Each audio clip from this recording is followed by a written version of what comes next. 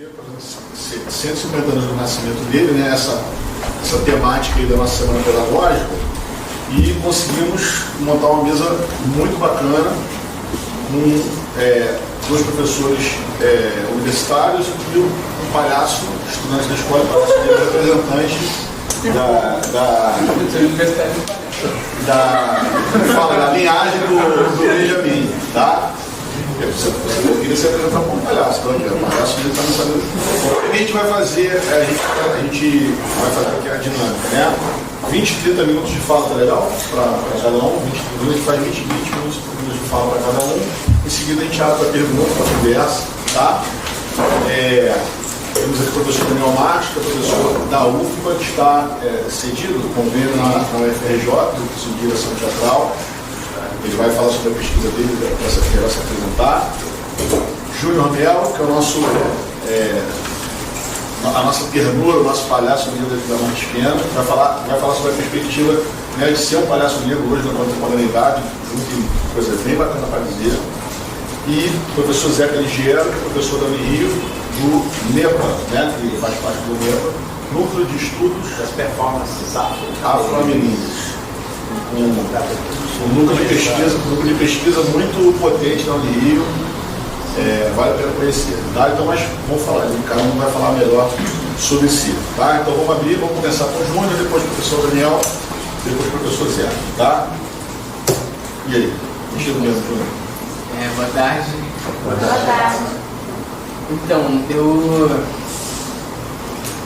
vou contar um pouco da minha história, assim, né? Como que eu comecei a conhecer a palhaçaria, quando que eu comecei a trabalhar de fato com palhaçaria e quando que eu comecei a ganhar dinheiro com palhaçaria. Em 2016, inclusive, talvez para muitos seja até ridículo, porque é muito próximo, assim, eu tive contato com alguns espetáculos da Escola Livre de Palhaços, que é a SLIPA. Ela é uma escola pública, uma escola que tem um edital aberto para a América Latina toda, e a última edição, que seria 2018, foi aberta inclusive para a Europa. Só que por conta de uma questão financeira, porque a escola ela vivia através do fomento da prefeitura, e aí em 2018 não houve esse fomento, e na época até rolou uma possibilidade de emenda parlamentar, mas essa burocracia não rolou e a escola hoje não existe enquanto escola, no sentido de que a SLIPA era uma escola itinerante, onde você tinha vários módulos durante o ano, eram 9 módulos, e em cada módulo você ficava com um mestre. Um módulo era uma semana, então a gente ficava uma semana estudando com um mestre que vinha de algum grupo, que tinha alguma pesquisa, passado por lá, Lilinha, palhaço clássico, circo clássico, Ricardo Fussetti, do Lume, enfim, Licurso, um monte de mestres e mestras incríveis. E, enfim, quando eu vi esse espetáculo lá na Árvore Machado, em 2016, eu falei assim, caraca, tem uma parada diferente aí que eu não tinha visto ainda dentro do teatro. Comecei a fazer teatro em 2014, então assim, era um período de tempo muito curto. Em 2016 eu não tinha visto tanta coisa assim, mas aquilo me arrebatou de alguma forma. E eu queria saber como que eu podia fazer parte daquilo, né? E aí abri inscrição, eu me inscrevi em 2016 e participei da turma em 2017. E foi quando eu comecei a trabalhar no trem, no ramal Gramacho, e através daquele momento, acho que tipo, uma barreira se rompeu, assim, no sentido do que era teatro para mim. Assim. Quando eu me vi naquele espaço, que era um transporte público, que as pessoas não estavam dispostas ali para assistir uma apresentação, de o que quer que seja. E eu me vi encarando isso, desafiando, conseguindo colocar em prática muitas coisas que eu aprendi com os mestres lá, e inclusive uma das coisas que a SLIPA, a gente discutia muito era essa relação da tradicionalidade do chapéu, né? E aí no trem eu pude perceber que sim, era possível eu conseguir viver de chapéu. Eu fazia, inclusive no ano passado a gente falou muito disso no arte de rua e em média eu tirava assim por dia em torno de 70 a 100 reais, trabalhando de 3 a 4 horas por dia. E isso pra mim foi arrebatador, assim, porque eu conseguia trabalhar de 3 a 4 horas por dia, tirar essa diária e conseguir fazer outras coisas de teatro, conseguir estudar, enfim, ter tempo para lazer e para outras coisas. E por que eu estou falando isso? Para que vocês tenham em mente essa possibilidade da rua, sabe? Essa possibilidade do chapéu, essa possibilidade desse artista que vai até esses espaços públicos, que perverte esses espaços públicos e através disso consegue sim tirar a nossa fonte de renda, né? Para que a gente possa continuar estudando. Principalmente a gente aqui da Martins, que estuda de segunda a sexta, às vezes sábado, quem é à noite não consegue trabalhar à tarde, quem é à tarde fica cansado para trabalhar à noite. Então, às vezes, você tirar essa parte da manhã para estar lá no trem, pode ser uma possibilidade de você, ou no metrô, ou na praça, um pouco mais difícil no metrô, por conta da legislação, mas enfim, é uma possibilidade. E dentro desse percurso, eu trabalho com o Cássio Duque, que é um palhaço que também fez Eslipa e que ele é branco. E eu percebia algumas diferenças assim, com relação ao jeito do público me receber e o público me provocar, sabe? Porque o jogo do palhaço tem muito de provocação, né? E eu percebia que essa retórica às vezes era um pouco racista, assim.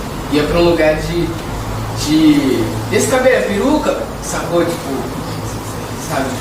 Não é peruca, é meu cabelo, não puxa, obrigado. E eu não vi ninguém nunca fazer isso com as duplas que eu trabalhei, principalmente brancas. E isso começou a mexer comigo em alguns lugares, assim, porque quando acontecia um episódio desse, por exemplo, eu acho que até hoje, assim, é difícil reagir prontamente dentro da lógica da palhaçaria, assim. Pra mim, eu ainda há uma desconexão assim e começa a vir tudo isso que a gente carrega sempre e como transformar isso para aquela lógica que está sendo utilizada ali naquela narrativa, naquele jogo, naquela brincadeira. É uma questão essa. E aí eu acho que enquanto espelho assim, do Benjamin de Oliveira, uma das paradas que eu aprendi, inclusive aqui nessa sala estudando com a Gracinda na aula de figurino, eu fiz o personagem Benjamin de Oliveira, mas era uma prova de figurino, então eu misturava o meu figurino com a dele, e aí para isso eu tive que estudar um pouco do Benjamin, né? E eu vi essa versatilidade dele no sentido de que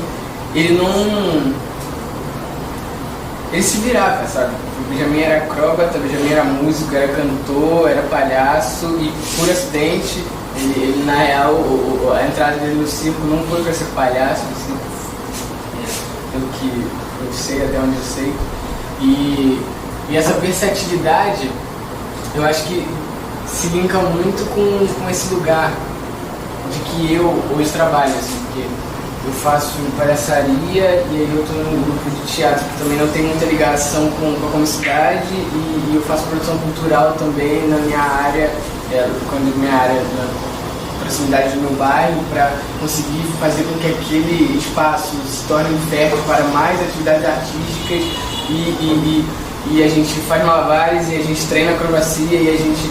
Então, como que essa figura é inspiradora nesse sentido de você ver as possibilidades possíveis para esse corpo marginalizado, esse corpo, enfim, estigmatizado. E ter o contato com o Benjamin, para mim, foi muito nesse lugar, assim, de ver que na época dele, dentro de toda aquela estrutura super engessada, culturalmente falando aqui no Rio de Janeiro, por exemplo, e ele conseguia ter essa desenvoltura de impressionar e fazer com que muitos críticos, inclusive, fizessem elogios assim, meio sutis, mas num lugar de que reconhecia o trabalho daquele cara, sabe? E isso inspira muito, assim. E enquanto uma figura jovem, super jovem, tem 22 anos, acho que tem muita coisa para aprender, inclusive eu queria muito poder estar aqui para ouvir vocês, mas eu vou sair correndo para fazer uma oficina de direção em outro lugar que eu consegui uma inscrição hoje. E eu acho que o fazer me ensina muito, assim, sabe? O estar disposto a colocar a cara a tapa para fazer as paradas me ensina muito, e eu acho que é aí que o Benjamin aparece para mim, assim, sabe? Então, para finalizar, no sentido de que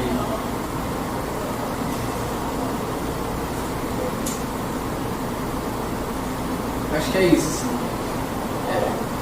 Ser continuidade de quem foi esse cara, ser continuidade da inspiração que esse cara me traz, tornar possível as possibilidades artísticas desse corpo estigmatizado que quando explode para tudo quanto é lado, e aí quero ver segurar esse corpo estigmatizado que consegue, através da sua arte, viver financeiramente dela.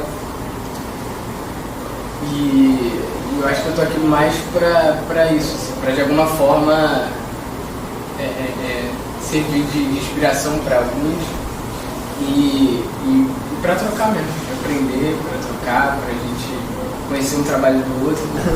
O Júlio, quando eu fiz o convite para ele, eu falei, Júlio, porque ele, assim, ele vive sempre muito pegado com os trabalhos, né? A gente trabalha na escola, reconhece que ele está sempre correndo atrás, aí ele falou, ele falou, será que você vai apresentar uma peça na semana? Eu falei, mas tem essa situação. Eu falei, cara, mas você tem que estar em alguma coisa, tem que estar na semana pedagógica, não faz sentido fazer na semana pedagógica, estou falando do 150 anos considerado o primeiro Palhaço Negro, né? E o Júnior não está aqui. Eu falei, então, você fica à vontade de entrar na mesa para falar sobre o Benjamin. Ele falou, mas em que sentido? Nesse contexto. Eu falei, não, tudo bem. Aí eu falei para as pessoas que estavam ali, meu Deus do céu, o que eu vou falar na mesa? Você vira no escrito, meu irmão, você não é palhaço, tá? Mas é isso, a presença do Júnior é fundamental para poder narrar. O Júnior já teve outra mesa aqui falando sobre a coisa do teatro periférico. E isso, de certa maneira, tira a escola um pouco do lugar do eurocentrismo e tal. Assim, o Júnior é uma figura que é fundamental na escola, né? Então, acho que, na verdade, ele agradece, mas nós agradecemos ele estar aqui para dar a nós essa oportunidade. Valeu? Fechou? Encerrou?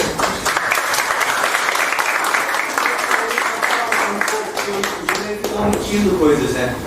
Fala um pouco sobre a peça do Ensaio para uma Revolução, que tem muito da palhaçaria. Por favor, nos dê esse prazer. Então, Ensaio para a Revolução, a gente, através de um convite de um diretor lá no Rio, que é um amigo meu também, o Wellington, ele estava fazendo o TCC dele em direção, e ele recebeu essa proposta da Cecília Boal de montar, em parceria com o Instituto Augusto Boal, a obra Revolução na América do Sul. E a gente se deparou com esse texto, e lá antes de começar a dramaturgia em si, o Boal ele tem uma explicação, né, sobre o que ele quer com aquela obra. E ele diz lá que, de preferência, todos os atores e atrizes que fizerem aquilo é ideal que sejam palhaços, que sejam de circo. Assim. E aí o Hélito convidou eu, Cássio, uma galera para fazer, e a gente estreou esse trabalho em outubro do ano passado, na Unirio, e foi muito maneiro enquanto experimentação, assim, porque foi ver esse lugar que, de alguma forma, para mim foi a primeira vez mais consciente que eu consegui trabalhar isso, assim. A lógica da palhaçaria, a linguagem do palhaço dentro de uma estrutura onde o palhaço não está evidente, sabe? Onde não tem nariz, o signo do nariz ali. Essa comicidade, essa lógica se dá espontaneamente, como o exemplo que me vem na cabeça é o Auto da Compadecida, por exemplo. Então foi uma experiência muito maneira, assim, a gente ainda está em pesquisa, a gente estreou lá e voltamos então agora em processo de pesquisa, de aprofundamento dentro daquilo que a gente fez, e a gente vai fazer junho e julho no Poeirinha, quinta, sexta, sábado e domingo. Então já fica o convite, quem puder ir lá, e a gente pode conversar melhor depois, sobre isso, acho que é isso. Acessar Instagram também, seguir. @Revolução na América do Sul, sem cedilha, sem acento, nem nada. Lá você tem essas fotos, essas paradas do nosso processo de criação. Tudo. Você tem seus amigos que, né, você fala para hoje, fala, não, ficou tá escondendo o jogo. Aquela pessoa. É difícil estar aqui, é bem difícil estar aqui. Bem difícil. E aí? Encerrou agora?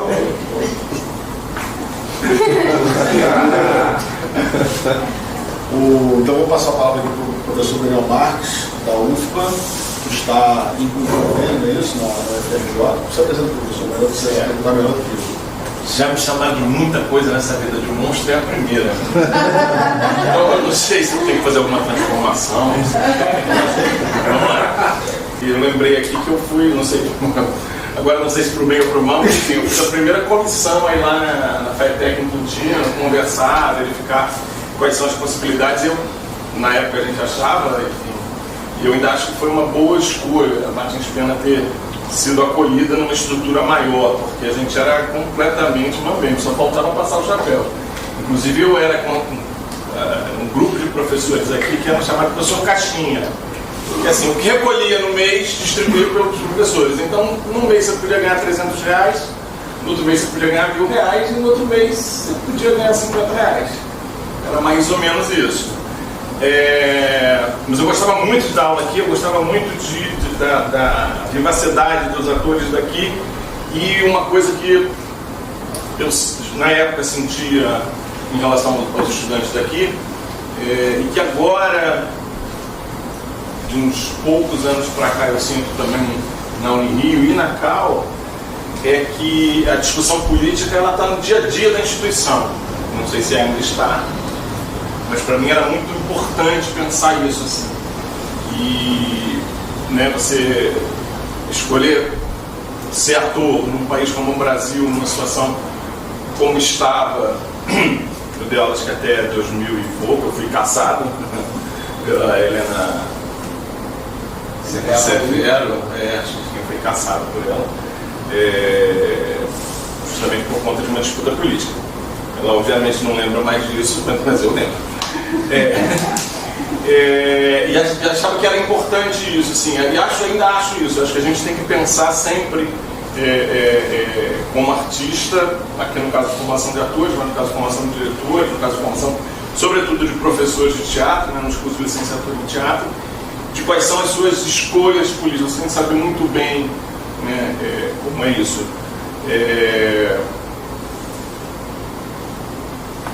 Dito isso, eu não quero dizer que todo artista tem que ser de esquerda, não, sim, ele tem que ter consciência do papel dele, né? É claro que ter consciência do papel social de um artista no Brasil é quase que obrigatório que ele seja de esquerda, mas eu não vou falar isso, enfim.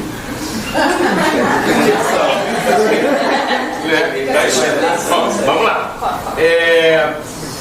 E eu estou aqui porque a minha tese de doutorado foi sobre o Benjamin.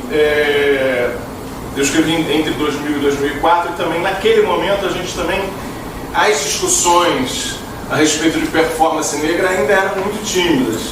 A gente já tinha o NEPA, já tinha lá a figura do Zeca, que é assim uma espécie de monstro. Zeca, porque assim, assim, tem alguns poucos pesquisadores de performance negra no país, mas que já estão há muito tempo trabalhando com isso. E eles são assim luminares para a gente que começa a perceber essas coisas, né? O Zeca, eu não tive a oportunidade de ver o Zeca conversando com a UFRJ no ano passado, na abertura do ano passado, com a Nedinha Martins, que é uma outra pessoa importantíssima. E essas questões elas não eram e não foram o foco da minha dissertação, da minha tese. Se falava muito, como se fala muito de Benjamin de Oliveira, e quando se fala dele, alguns equívocos históricos acontecem, isso é natural, e aí por várias questões eu acabei optando por trabalhar com os textos teatrais escritos pelo Benjamin de Oliveira. Uma delas é porque naquela ocasião, e hoje em dia isso acaba sendo confirmado, eu não me sentia exatamente à vontade para falar sobre uma performance negra, sendo na época um rapaz, um jovem senhor, hoje já um senhor, de classe média, tijucano, enfim, várias questões que eu achava que não era, que me deixariam mais distante disso. Mas de todo modo, e é curioso porque, como o Benjamin de Oliveira, eu acabei me tornando um pouco pesquisador de circo, um pouco pesquisador da arte do palhaço.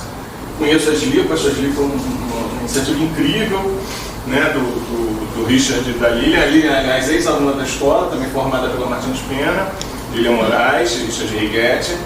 E é um projeto muito interessante porque é um projeto que, de fato, ele não tem preconceito em relação aos estudantes que ele chama e aos mestres que ele chama. Então você vai ter mestres ligados à arte do palhaço tradicional, mestres, enfim, como o Biribinha, como o Tubinho. Você é da turma que foi pro Tubinho? Foi uma semana lá? Que inveja, filha da puta que eu tenho disso, mas enfim. Tubinho é um grande palhaço do interior de São Paulo, um cara incrível, assim, uma performance incrível. E essa ideia de misturar professores ligados a uma prática da arte do palhaço tradicional, como professores que trabalham com uma prática de arte do palhaço mais contemporânea, como o Sete, o Aleri, enfim, o Edson Magalhães, que também faz um pouco a tradição, é muito legal, muito operosa. Então me aproximei um pouco dessa questão do circo. E o circo é interessante a gente pensar. Já muito confuso, alguém levanta a mão e fala. Não, caminha aí. Eu falei agora. Tá certo. Pra ficar à vontade. O circo, para mim, ele é um grande embate dessas várias questões que atravessam a arte do ator contemporânea, o próprio teatro contemporâneo. Porque o circo, primeiro, ele é um empreendimento comercial. Se a gente não entende que o circo é um empreendimento comercial, a gente não pode entender o circo completamente. O que quer dizer isso? O circo precisa dar certo financeiramente. Senão ele para de trabalhar, senão acontece. Assim, a gente está falando de uma atividade que até os governos do PT não tinha nenhum edital público. Nenhum edital público. Né? E aí a gente tem que falar isso. Né? Foram os governos do PT que criaram o primeiro edital público para o circo no Brasil.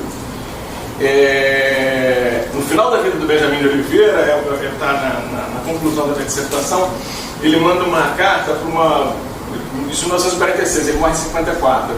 Ele manda uma carta para o Ministério da Educação, né, a pasta da cultura não existia na época. Agora não existe de novo, que coisa legal, né? Mas enfim. E aí, as pessoas, né, que analisam esse pedido dele, era um pedido para 30 passagens ferroviárias de Belo Horizonte para o Rio ou do Rio para Belo Horizonte, da trupe que ele trabalhava na época, o Circo Democrata. Ele tinha 82 anos, se eu não me engano, quando ele faz esse pedido. E ele já era o Benjamin de Oliveira, famosíssimo, né? E a resposta ao pedido dele é assinada pelo Gastão Tojeiro, que é um autor teatral carioca ligado ao teatro de comicidade popular, ligado à chamada geração Trianon, ou seja, alguém que trabalha com comicidade, e ele nega porque acha que o empreendimento circense não é um empreendimento adequado a ser coberto por essa cultura. Não é cultura, circo não é cultura.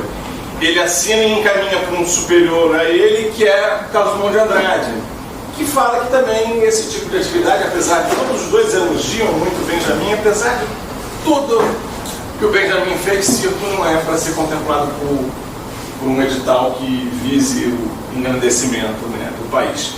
E aí, aqui, para mim, já é a grande sacada disso, porque o grande depoimento, o grande documento que se tem da vida do Benjamin de Oliveira, o maior deles na época, é uma grande entrevista que acaba sendo, tem um cunho memorialista muito forte, para um jornalista brasileiro ligado às causas populares, que é o Ulisses de Abreu, um livro interessantíssimo chamado Esses Populares São Desconhecidos, que eu acho que tem na biblioteca daqui.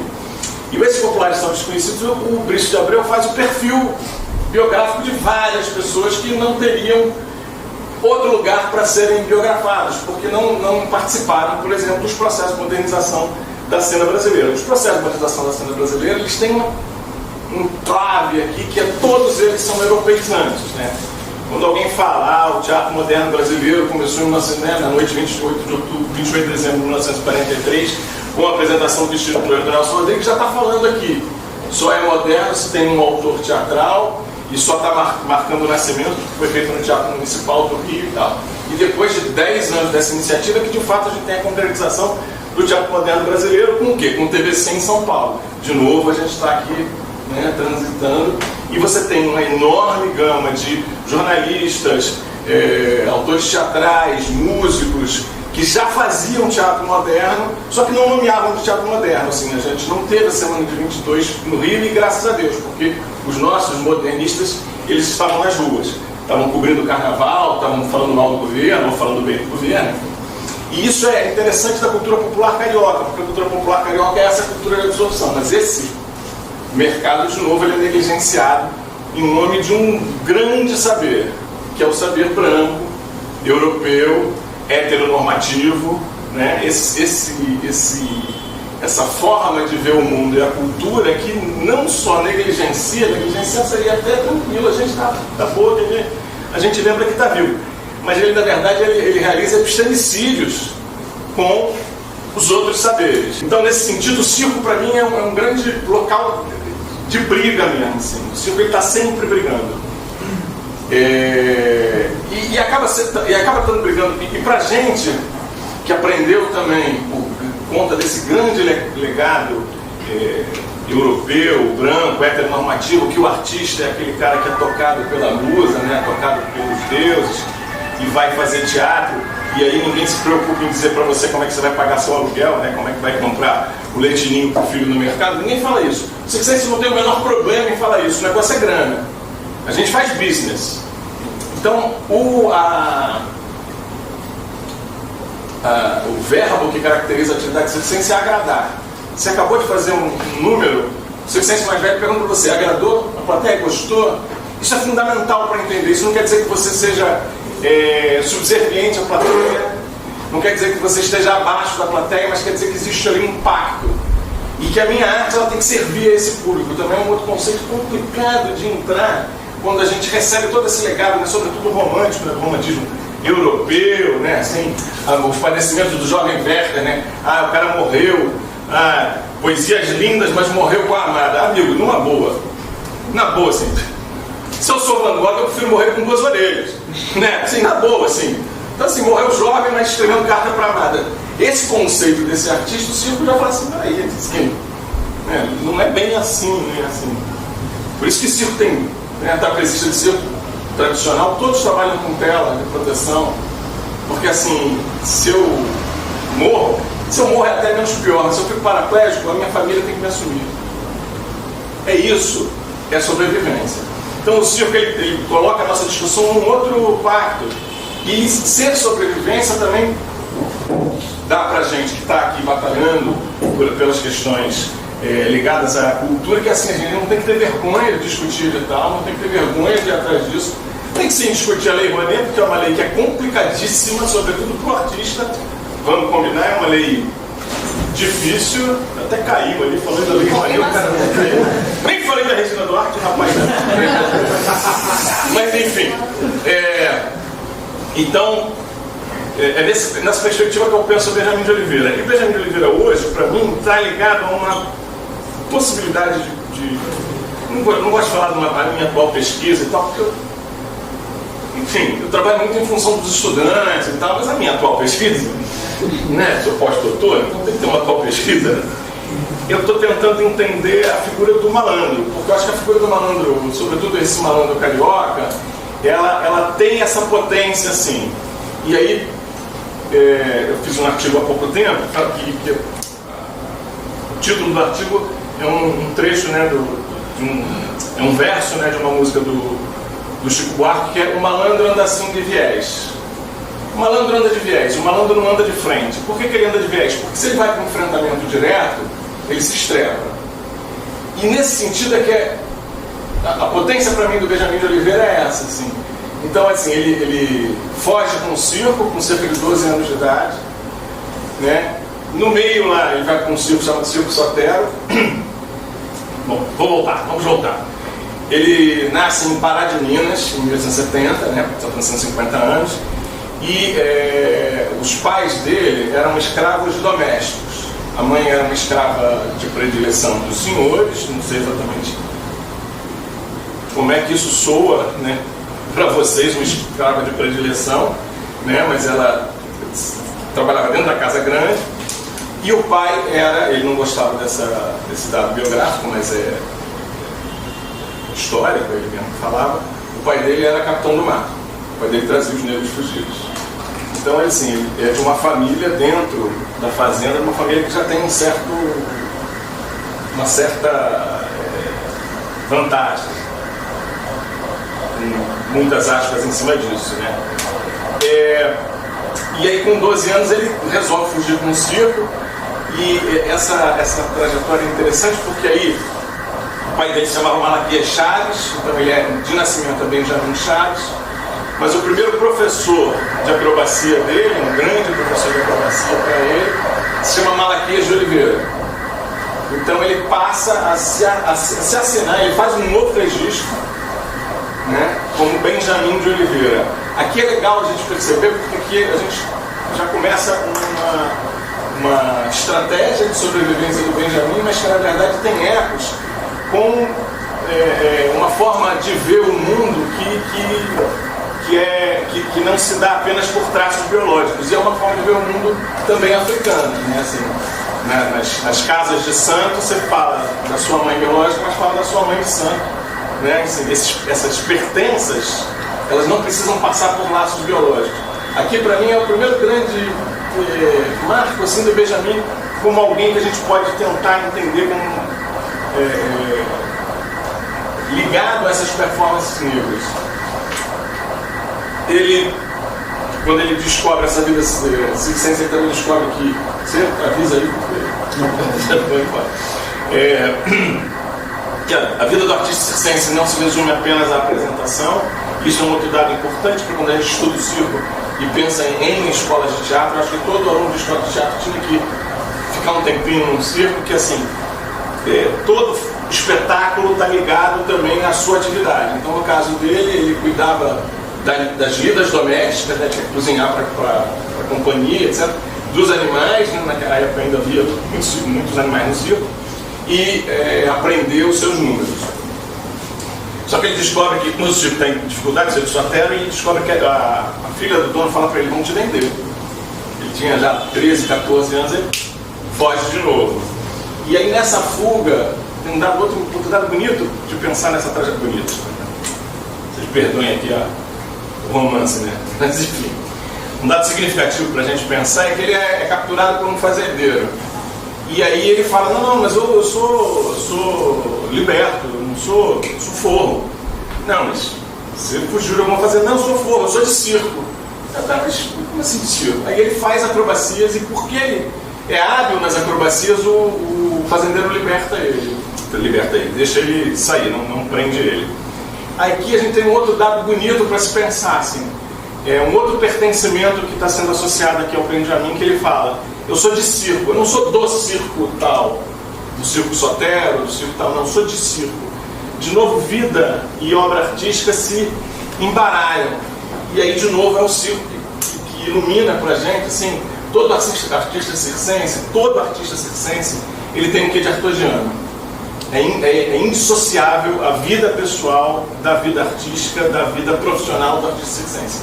E aí, de novo, como o circo é plural, porque ao mesmo tempo que eu falei no início que é legal estudar circo, porque o circense se preocupa com a manutenção do seu dia a dia, que se preocupa com o circo enquanto business, enquanto dinheiro, por outro lado, ele também sabe que a vida e obra, no caso do circense, estão completamente indissociados. Sempre que eu penso num palhaço, e a gente sabe o nome de palhaço, não sabe o nome pessoal dele. Eu estudei um cara em Salvador maravilhoso, que quando eu estava começando a estudar dele, morreu. A gente não pode confiar em palhaço por causa disso, né? Porque o cara era um senhor cujo nome artístico era Economia. Seu Nilson Laborda é economia porque ele era anão. Então, quando nomearam ele, era palhaço de economia. E aí, de novo, os anões não têm mais lugar no circo, porque aí vem um pensamento politicamente correto, que é a exploração, né? Não é isso. O anão, para ele funcionar no circo, ele tem que entender como é que funciona o circo. E o seu economia, todo mundo no bairro conhecia ele como seu economia. Eu peguei na casa do seu Nilson, ninguém conhecia. Sempre que eu penso no seu economia, ou eu penso, Carequinha, qual é o nome do Carequinha? Né? Jorge Savala Gomes, mas eu sei porque, né? Então, assim, para mim, vem uma frase do Arthur muito clara que é assim, para mim a tragédia no palco já não me basta, eu quero confundi-la com a minha vida. Quando ele fala tragédia, ele não está falando viver na merda, né? Ele está falando tragédia como viver integralmente a sua arte. Isso para mim também é um outro dado no circo. Bom, voltando ao Benjamin. E aí o Benjamin, ele acaba sendo quase que por acaso, ele vira palhaço quase que por acaso, ele era ginasta, ele era um jovem muito alto, muito bonito, um negro bonito, né? Você vê as estampas são incríveis, né? Assim.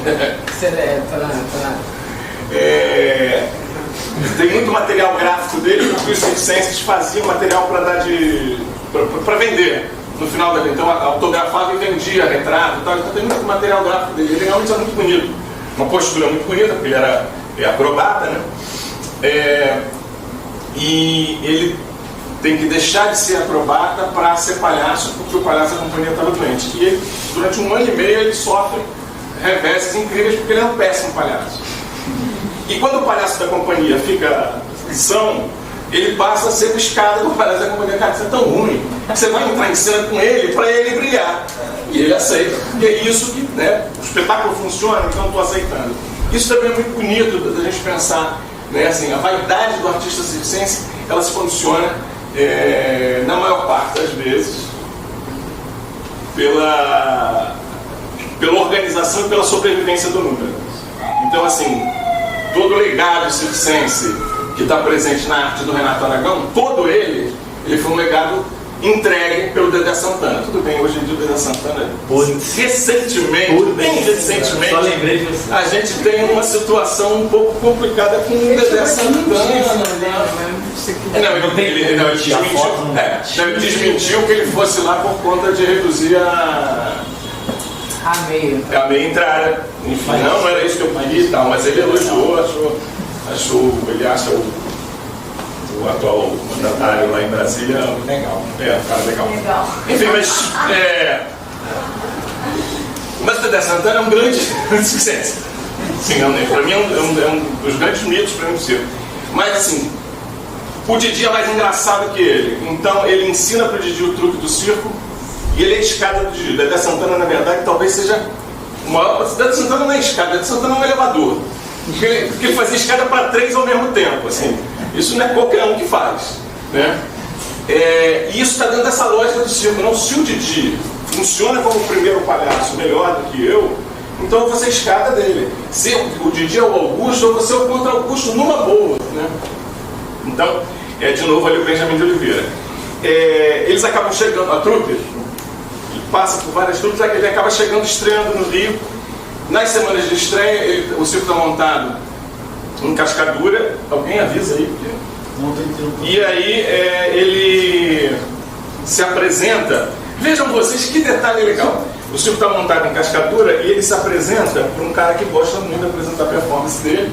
No final do espetáculo entra um senhor e fala para ele: não, o fulano quer vir aqui falar contigo. Um espectador gostou do seu trabalho. Ah, tudo bem, quem é? Pode entrar. É o Floriano Peixoto, presidente da República, aí no circo em Cascadura. Já tem alguma coisa. Floriano tem um dado legal, ele adorava circo. E o filho dele acaba virando artista circense, Zeca Peixoto. Ele foi dono de circo, fazia Hércules, Homem-Força.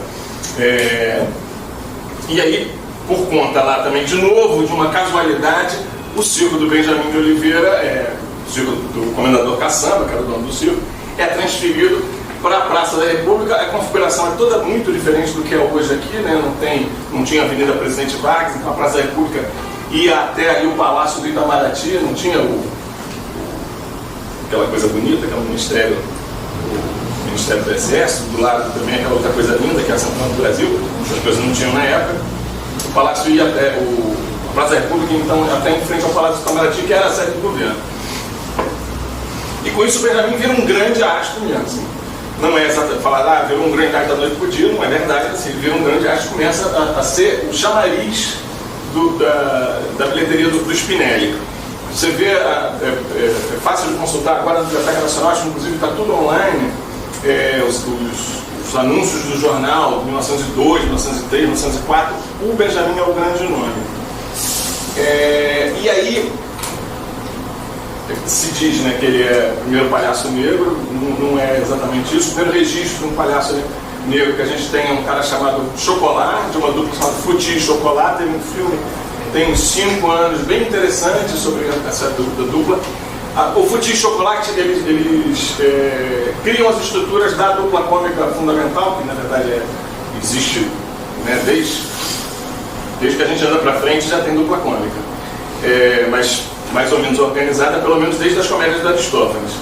E essa primeira dupla cômica de um Augusto, ou seja, o palhaço bobo, e um branco, que é o palhaço Ranzinza Mandão.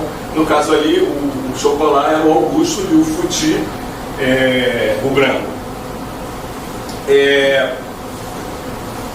Então, o Benjamin, em um determinado momento, em torno de 1905, ele adapta uma tradição que havia no teatro, nos circos em geral, que era as pantomimas. Ao final, o circo era dividido em a função circense era dividida em duas partes. Uma primeira parte, que era a parte dos números de variedades, né? Malabares, animais, mágico, palhaço, e uma segunda parte com as pantomimas, que podiam ser de diversas formas. Inclusive, no circo Benjamin de Oliveira, o Spinelli, que é o circo mais forte que ele trabalhou, era muito famosa uma pantomima que recriava os Guaranis em cima da ópera do Carlos Gomes, e a ópera, né, baseada no roteiro do romance do Zé de Alencar. E é numa pantomima como um índiozinho com 2 anos de idade que o Oscarito tem a sua estreia profissional no circo, que a tia dele, Lili Cardona, era uma das atrizes do circo, primeiro ano no circo. Então ele cria, adaptando esse tipo de tradição, seria um primeiro texto teatral a ser encenado no circo. Possivelmente é ele. Essas coisas também são muito difíceis de comprovar, e hoje em dia eu já não fico muito preocupado com isso, porque parece coisa do programa do Ratinho, né? Descobrir o DNA de quem descobriu e inventou isso. Eu não estou preocupado com isso, não. Assim, de novo, se a gente insiste nesse tipo de situação, sobretudo numa manifestação como o circo, a gente tentar encontrar uma patrilinearidade e uma heteronormatividade numa função que é pulsante, que é plural, que é feminina nesse sentido, né? E não é de linha reta. Mas ele é um dos consolidadores dessa atividade. Ele morre na miséria, praticamente. Em 1950, numa campanha da Câmara dos Deputados, o Jorge Amado e mais 2 deputados federais, que não vou lembrar o nome, votam uma pensão vitalícia para ele, mas ele morre poucos anos depois. Ele morre em 54, vivendo com dificuldades. E é mais ou menos esquecido até no início dos anos 80, quando jovens periféricos de diversos lugares, sobretudo aqui do Rio, começam a pensar, né, nessas... Quem veio antes da gente, né? E aí o Benjamin de Oliveira ele vira meio que patrono do Encontro Anjos do Picadeiro, do Teatro Anônimo, também um grupo oriundo do subúrbio. Duas atrizes do grupo se formaram aqui pela escola, Martins Pena. Então o Benjamin acaba sendo redescoberto, e é uma grande redescoberta. E esse ano é enredo e tema do Salgueiro, né? Nessa comemoração. E é bonito pensar que esse menino que faz malabares no sinal, ou que vai fazer palhaçada no trem, tem um pouco, né, segue um pouco os passos do Benjamin de Oliveira, tentando se equilibrar. Eu estou meio que citando o samba, meio que improvisando, estou roubando o samba dos outros. Meio que se equilibrar nessa corda bamba que é a vida. É bonito a gente pensar que essa tradição acaba sendo, mesmo que não tenha sido registrada, ela é uma tradição que se perdeu. E estou muito feliz de estar aqui.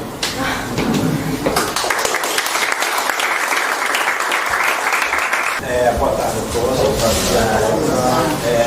um prazer estar aqui. Já trabalhei aqui também. Eu não tenho cabelo branco, mas eu sou dele. Não que eu pinche, porque eu sou meio índio. Enfim, eu trabalhei aqui na 75, 76. Acho que ela nasceu lá em foi muito legal, muito bacana, de muita experimentação, essa escola era muito viva, era uma proposta do Clausiano e enfim, muita gente passou, muita gente, eu estou escrevendo sobre isso, que foi um momento que vários exilados latino-americanos vieram para o Rio, Ivo Kudrin, o Hector Grilo, Graciela Figueiredo, de alguma maneira trouxeram uma outra maneira de fazer, enfim, foi muito interessante essa vinda. Eu acho que não tem nada sobre essa coisa de latino-americanos. E mesmo assim, a gente não sabia, eu acho que o Brasil é de costas para a América, as Américas, e de frente para os Estados Unidos, que a gente considera que é a América, né? E de frente para a Europa. Não, 24 para os Estados Unidos. Enfim, então foi muito interessante que a escola, de alguma maneira, ela se abriu para essa experimentação. E eram pessoas que traziam uma forma de fazer teatro muito interessante. Teatro que a gente chama de teatro infantil, teatro de criança, teatro de formas animadas. E isso foi muito interessante e foi muito bacana estar aqui. Esse encontro com o corpo também, o encontro com o corpo, essa mistura de dança, teatro, artes visuais, enfim, era Chibal estava aqui. Enfim, então foi um período muito vivo, eu gostaria só de... Porque foi assim que eu conheci a Martins Pena, muito pequena ainda, bem pequena, mas fervendo, né? Muito bacana, na miradade. Enfim, bom, eu trabalho com teatro, eu sou formado em direção teatral, mas desde cedo, eu acho muito chato o teatro. Porque o teatro do texto, entende? Aquela coisa de blá, blá, blá, blá, blá, blá, que eu achava chato, sempre acho muito chato. A psicologia, entendeu? E eu acho que a psicologia é muito mais interessante no cinema, na televisão, entendeu? A gente tem muito mais recursos, então fazer aquilo tudo que já se faz no cinema, que se faz na televisão, por que a gente tem que fazer aquilo? Então vamos fazer alguma coisa que realmente... Enfim, então eu comecei desde cedo a trabalhar com a questão dos mitos, me interessavam os mitos, as contações de histórias, enfim, muito mais do que as peças de teatro, entende? Então isso foi sempre uma coisa muito difícil para mim, porque o mercado não aceita isso, então eu passei a cagar para o mercado e procurei minha sobrevivência dando aula e fazendo pesquisa e tal. E, enfim, então durante muito tempo eu fui do teatro experimental e depois eu fui do teatro comunitário e depois eu descobri, enfim, a tradição afro foi uma coisa que sempre teve na minha vida, mas eu não tinha os olhos abertos, nem os ouvidos para entender. E quando eu ganhei uma bolsa, fui estudar nos Estados Unidos, é que a realidade caiu porque fui fazer um curso. Um professor branco norte-americano que falava Yorubá, falava Kikongo, falava português, falava espanhol e me trouxe um Brasil, porque eu falei, gente, mas eu não conheço o Brasil, entende? E, quer dizer, conheço do coração, mas eu não sabia nada, porque qual a diferença entre Kikongo e Yorubá e Jeje, Fon, não sabia nada. Eu acho que a maioria das pessoas não sabem, porque isso não é ensinado nos colégios, a gente aprende outros e zigotos, a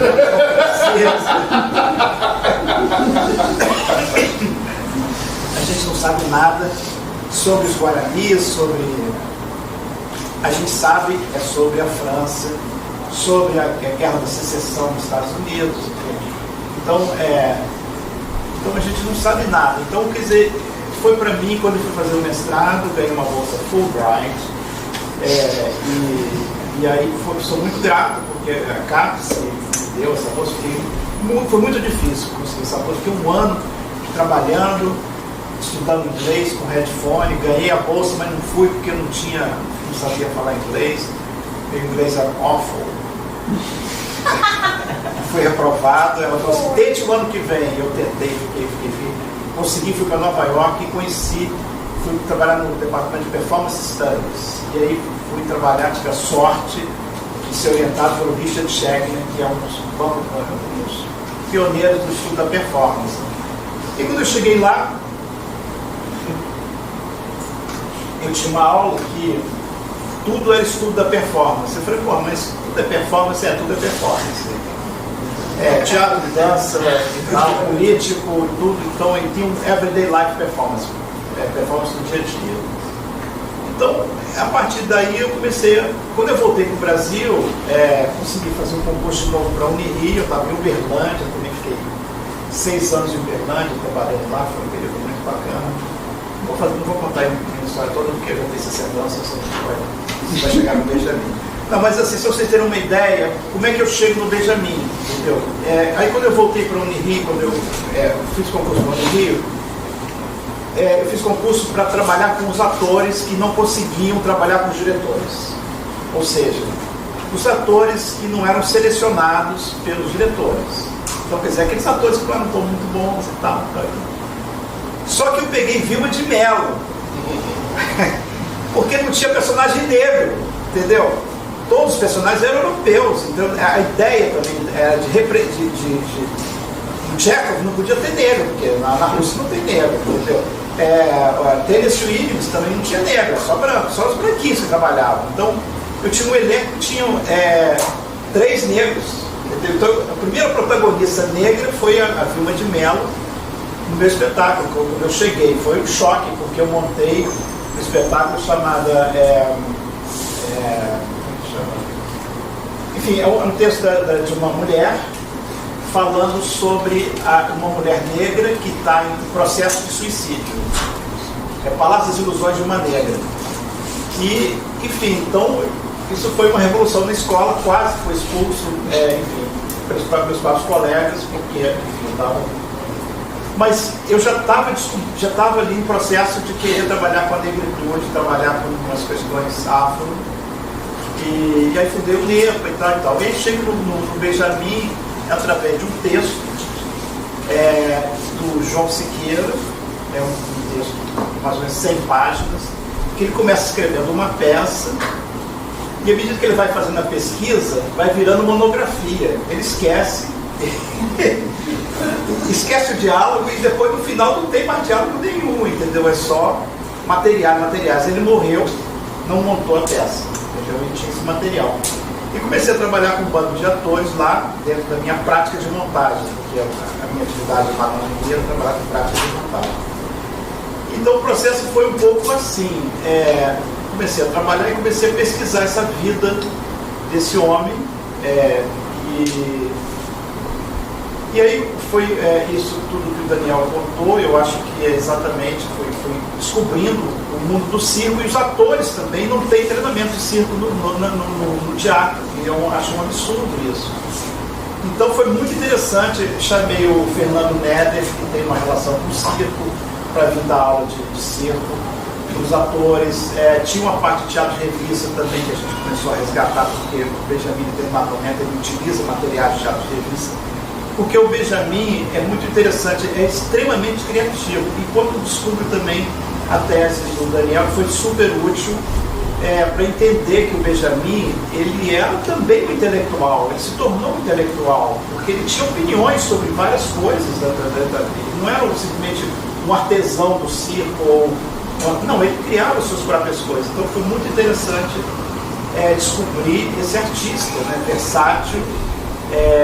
E então a gente foi trabalhando com o texto. Então, por exemplo, eu me lembro de uma cena que eu quase cortei, porque eu achei que... Não, e a agenda do João Siqueira era comunista. Então ele começa a botar o Benjamin meio comunista, entendeu? Então o Benjamin não era comunista, entendeu? Não tinha nem isso para ele, entendeu?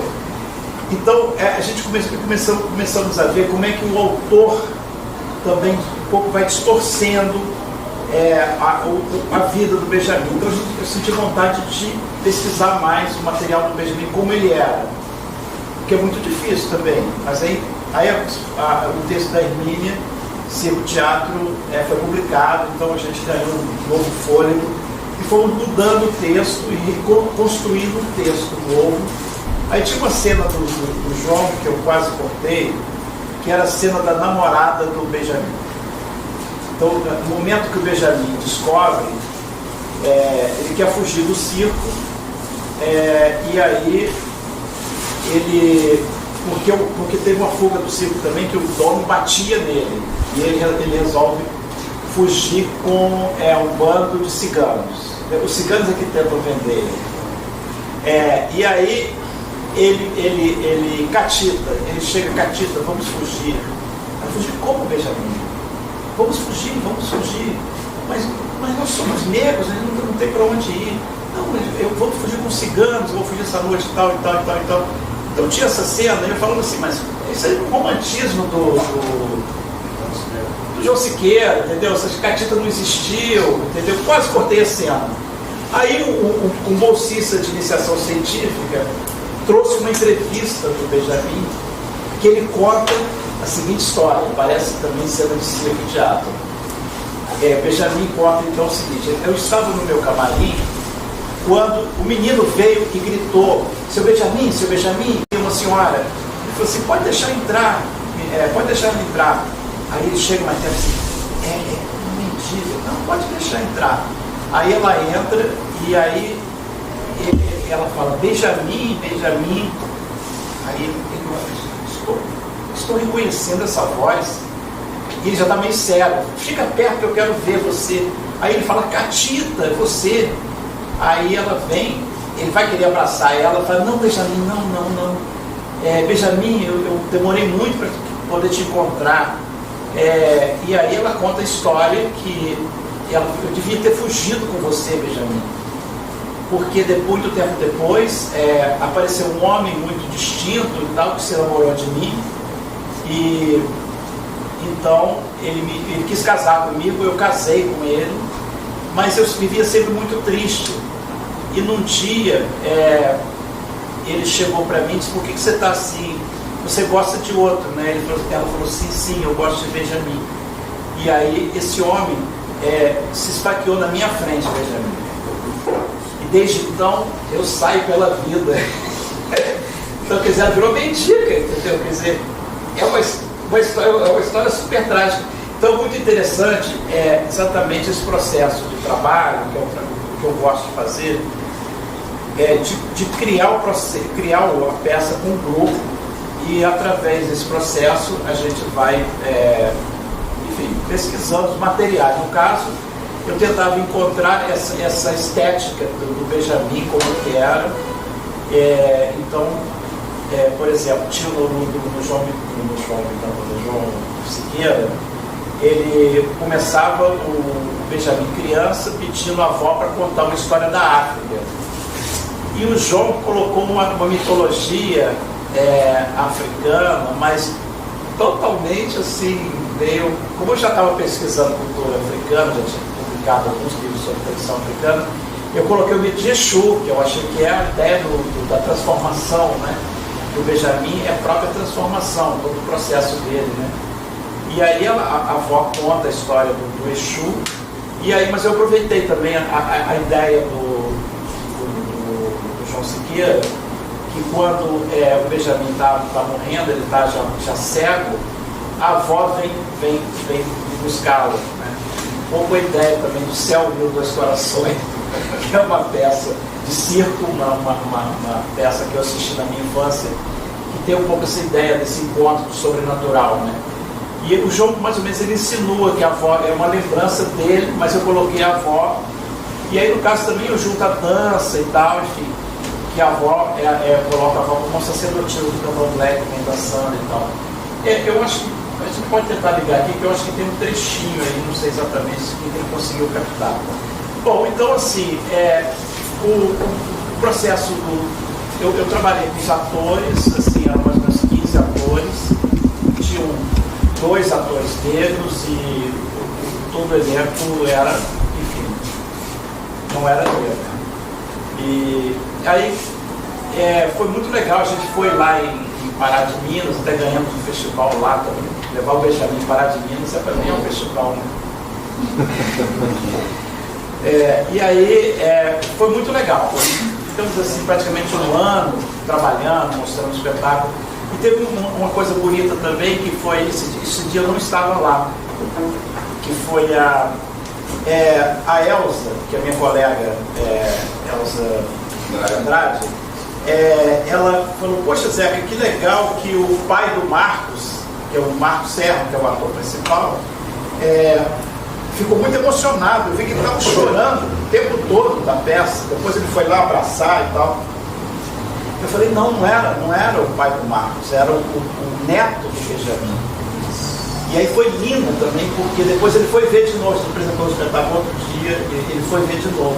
Ele adorou o espetáculo, reconheceu, então isso foi pra gente também foi muito legal, porque a gente sentiu que estava, enfim, sintonizado com a própria vida do Benjamin. Então, pra gente, essa construção do espetáculo, ela foi um grande desafio, porque você construir uma biografia em cena, sem ficar piegas, sem cair na coisa da televisão. Então a gente tentou construir uma linguagem que se aproximaria do que seria o circo-teatro do Benjamin. Então a gente tinha essa ambição.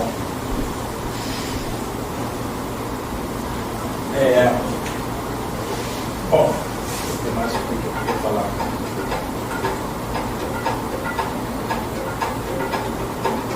E depois eu fiz a montagem só com os dois atores, a Kátia e o Marcos Serra.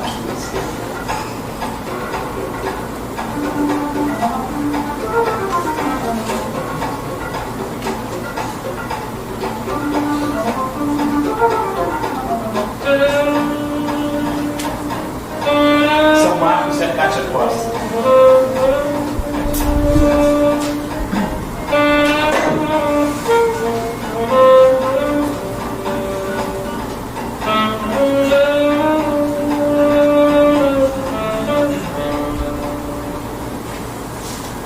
Então, o que a gente tentou fazer foi... Esse é como se fosse um videoclipe que a gente foi para a Colônia, fizemos um sucesso estrondoso na Colônia. Foi muito legal mesmo, a gente apresentou em várias cidades e fizemos mais sucesso na Colônia do que aqui. Impressionante.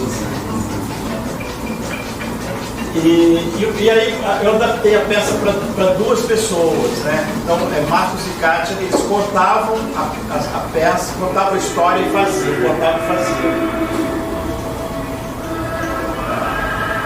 Então, essa é a cena da despedida da Catita, que eu fiz eles dois fazendo o número da corda bamba.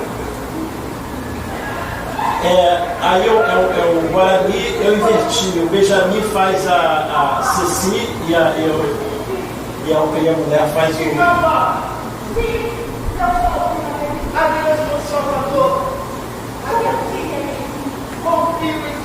Porque o Benjamin fez várias mulheres também em cena.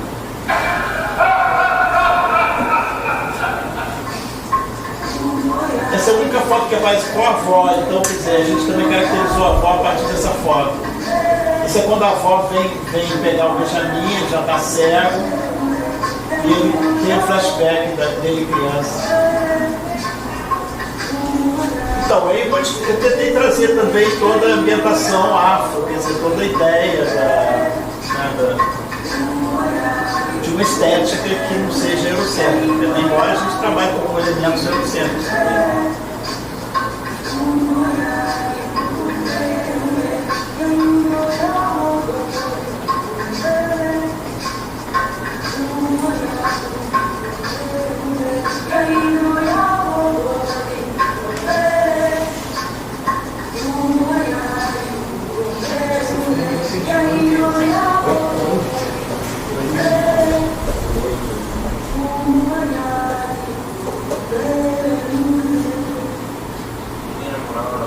Aí são relatos, né? Porque agora são pessoas falando da montagem.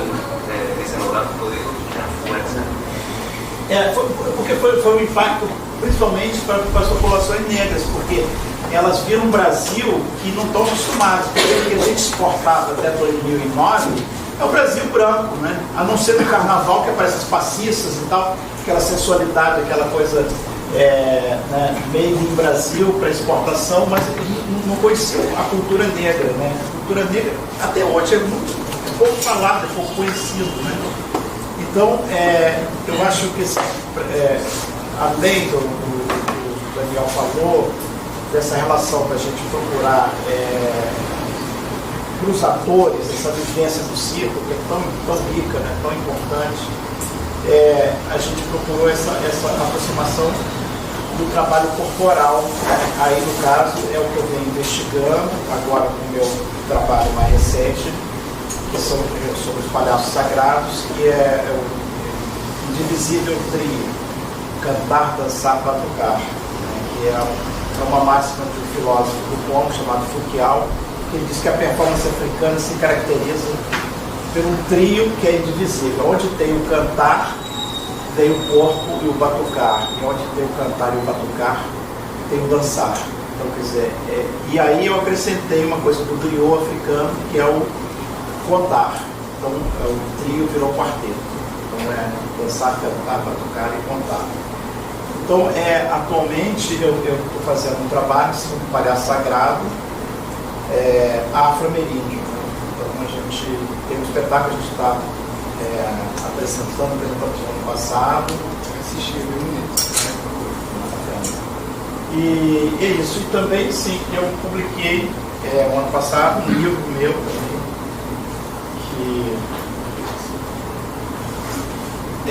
que eu comecei a trabalhar com a ideia de outro teatro.